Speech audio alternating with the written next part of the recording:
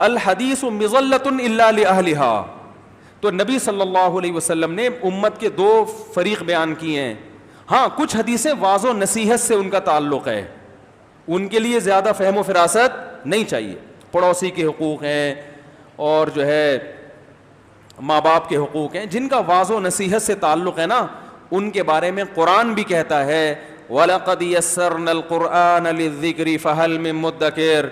ہم نے قرآن کو نصیحت کے لیے آسان کر دیا, کوئی ہے سمجھنے والا, اس کے لیے کسی واسطے کی ضرورت نہیں ہے. نصیحت کی باتیں, جنت جہنم, فرعون کا واقعہ, قوم عاد, قوم سمود, ناپ تول میں کمی کرتے تھے اللہ نے تباہ کر دیا. اس قسم کی آیتوں کے لیے نہ ابو حنیفہ کی تقلید کی جائے گی, نہ امام شافعی کی, نہ کسی مجتہد. یہ تو بہت واضح ہیں. مسائل کا علم جہاں آئے گا تو آپ صلی اللہ علیہ وسلم نے فرمایا رب حامل فقہ غیر فقیہ. بہت سے لوگ حدیث جانتے ہیں سمجھتے نہیں ہیں, اور آپ نے کہا بس سب سمجھیں گے, تو آپ خود حدیث کے خلاف چل رہے ہو. ان باتوں کا کوئی جواب دیتے نہیں, پی جاتے ہیں بس, جب بھی سوال ہے نا گول کرتے ہیں, گھماتے ہیں. اصل میں یہ مولوی اپنی دکانیں چلانا چاہتے ہیں, اصل میں یہ مولوی چاہتے ہیں ان کے لوگ محتاج رہیں. میڈیکل سائنس کے بارے میں کوئی یہ نہیں کہتا کہ اصل میں یہ ڈاکٹر یہ چاہتے ہیں کہ لوگ ہمارے محتاج رہیں. کچھ ڈاکٹروں کو برا بلا کہیں گے تو کچھ کو صحیح بھی کہیں گے, ایسا ہے نا.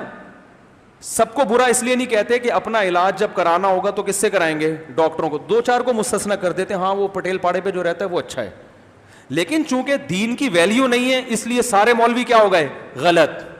کیونکہ دین پہ چلنا نہیں ہے تو سارے غلط ہو گئے.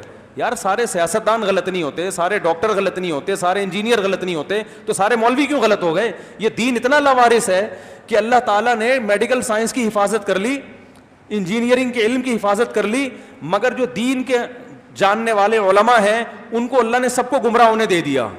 یہ تو اسلام پہ بہت بڑا اعتراض ہے. وہ سیکھنے کے لیے کسی اور کا محتاج بنا دیا ہمیں. تو اس لیے یہ خوب ذہن میں رکھیں کہ اللہ کے نبی نے کیا فرمایا کہ رب حامل فقہ, اور ناصر البانی نے اس حدیث کو صحیح قرار دیا ہے, یہ بھی ذہن میں رکھیں. تو رحمہ اللہ تعالی. تو اب یہ خوب سمجھیں کہ تین چیزیں ہوں گی. نمبر ایک, پورا قرآن, آیتوں کے شان نزول, ناسخ منسوخ کا علم بھی ہو, اور قرآن عربی میں جانتا ہو, اردو ترجمے میں نہیں, جس زبان میں نازل ہو زبان جانتا ہو.